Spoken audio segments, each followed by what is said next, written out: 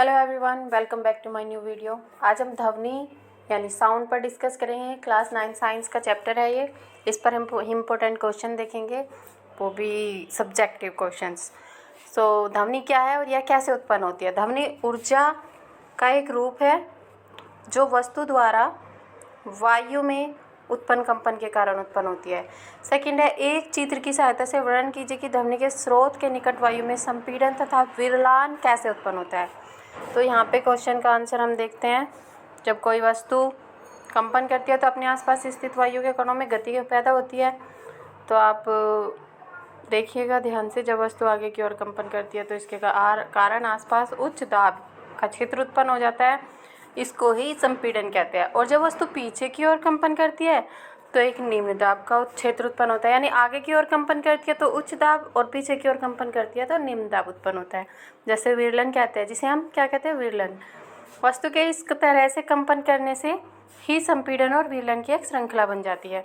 जैसे कि ये संपीड़न C और विरलन R हमारा है। सो तरंग गति हो रही है यहाँ पे, ये आप इसे देख सकते हैं। यहाँ पे थर्ड क्वेश्चन क्या कहता है, किसी प्रयोग से यह दर्शाया जा सकता है कि ध्वनि संचरण के लिए एक द्रव्यात्मक माध्यम की आवश्यकता होती है। ध्वनि संचरण यानी कि ध्वनि को संचरण करने के लिए क्या द्रव्यात्मक माध्यम की आवश्यकता होती है। तो इसके लिए हम एक प्रयोग करेंगे। एक बेलजार लीजिए और इसमें विद्युत घंटी को लटकाए। घंटी के स्विच को दबाने पर आप उसकी ध्वनि को सुन सकते हैं। अब निर्वात पंप को चलाइए और घंटी को फिर से ऑन कीजिए। निर्वात मतलब हवा पंप। उसमें निर्वात पंप को चलाया आपने, उसमें हवा भरी, तो इससे क्या होता है, घंटी को फिर से ऑन किया। जब बेलजार की वायु धीरे धीरे बाहर निकलती है तो घंटी की ध्वनि धीमी हो जाती है। यद्यपि उसमें पहले जैसी विद्युत धारा प्रवाहित हो रही है। कुछ समय पश्चात जब बेलजार में बहुत कम वायु रह जाती है तब आपको बहुत धीमी ध्वनि सुनाई पड़ती है। बेलजार की समस्त वायु निकाल देने पर कोई ध्वनि ही सुनाई नहीं पड़ती। यह दर्शाता है कि ध्वनि के संचरण के माध्यम की आवश्यकता होती है। ध्वनि के संचरण के लिए माध्यम की आवश्यकता होती है। ध्वनि तरंगों की प्रकृति अनुदैर्ध्य होती क्यों है। ध्वनि तरंगें माध्यम में संपीड़न और विरलन करती है, जिसके कारण उनकी गति आगे पीछे होती है। इसलिए ध्वनि तरंगों की प्रकृति अनुदैर्ध्य होती है। ध्वनि का कौन सा अभिलक्षण किसी अन्य अंधेरे कमरे में बैठे आपके मित्र की आवाज़ पहचानने में आपकी सहायता करता है। गुणता ध्वनि का वह अभिलक्षण है जो हमें अंधेरे कमरे में बैठे हमारे मित्र की आवाज़ पहचानने में सहायता करता है। 6 क्वेश्चन है हमारा, तड़ित की चमक और गर्जन के साथ साथ उत्पन्न होते हैं, लेकिन चमक दिखाई देने के कुछ सेकंड गर्जन सुनाई देती है। यानी कि जब बिजली चमकती है तो आपने देखा होगा बिजली चमकने के कुछ टाइम बाद हमें आवाज़ सुनाई देती है। तो ऐसा क्यों होता है, क्योंकि ध्वनि की चाल प्रकाश की चाल से बहुत कम है, इसलिए ध्वनि हमारे कानों तक पहुंचने में समय लगता है। अतः तड़ित की चमक हमें पहले दिखाई देती है और आवाज़ बाद में सुनाई देती है। 7 क्वेश्चन है, किसी व्यक्ति का औसत श्रव्य प्रास 20 हर्ट्ज से 20 kHz है। इन दो आवृत्तियों के लिए ध्वनि तरंगों की तरंगदैर्घ्य क्या ज्ञात करनी है। तो वायु में ध्वनि का वेग क्या 344 मीटर पर सेकंड है।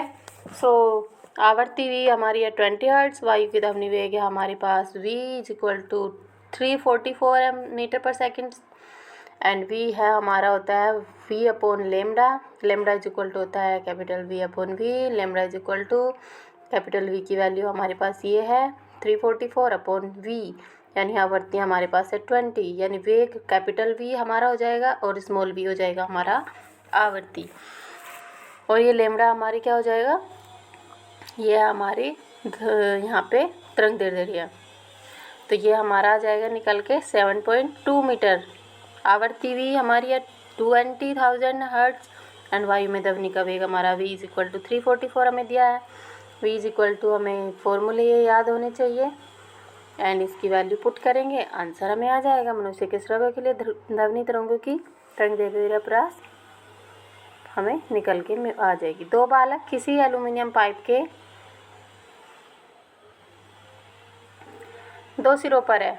एक बालक पाइप के एक सिरे पर पत्थर से आघात करता है, दूसरे सिरे पर स्थित बालक एक वायु तथा एल्युमिनियम से होकर जाने वाली ध्वनि तरंगों द्वारा लिए गए समय का अनुपात ज्ञात करना है।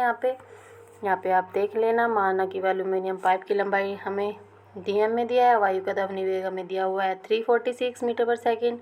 वायु में ध्वनि द्वारा लिया गया समय हमारे पास है d 346। एल्यूमिनियम में ध्वनि का वेग 6420 मीटर पर सेकेंड। तो ये हमें जो भी वैल्यू दी हुई है, ये हमें t की वैल्यू d/6420 यानी कि फॉर्मूले में रखा हमने।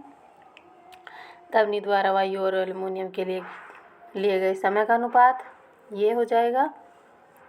यहाँ पे वैल्यू पुट करके आप आंसर निकाल सकते हैं।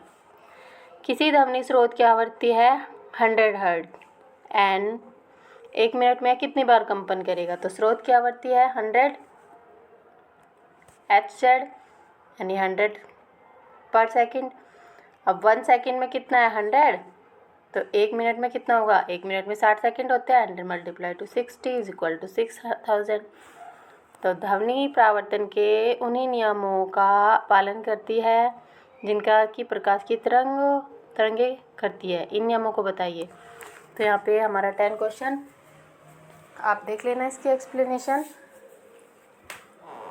11 क्वेश्चन, ध्वनि का एक स्रोत किसी परावर्तक सतह के सामने रखने पर उसके द्वारा प्रदत्त ध्वनि तरंग की प्रतिध्वनि सुनाई देती है। यदि स्रोत तथा परावर्तक पृष्ठ की दूरी स्थिर रही तो किस दिन प्रतिध्वनि अधिक शीघ्र सुनाई देगी? तो जिस दिन ताप अधिक होगा या जिस दिन ताप कम होगा। तो इसमें जिस दिन ताप अधिक हो उस दिन प्रतिध्वनि अधिक शीघ्र सुनाई देगी। ये ताप पर डिपेंड करती है। अधिक ताप अधिक प्रतिध्वनि, कम ताप तो कम प्रतिध्वनि। 12 क्वेश्चन हमारा क्या कहता है? ध्वनि तरंगों के परावर्तन के 2 व्यावहारिक उपयोग लिखिए। तो ध्वनि तरंगों के 2 उपयोग, यहाँ पे आप आंसर देख लेना। एक्सप्लेनेशन में ज़्यादा होंगी तो काफ़ी टाइम लग जाएगा, तो आप एक बार इसको स्टडी करना अच्छे से और याद करना। अगर आपको समझ नहीं आता तो आप कमेंट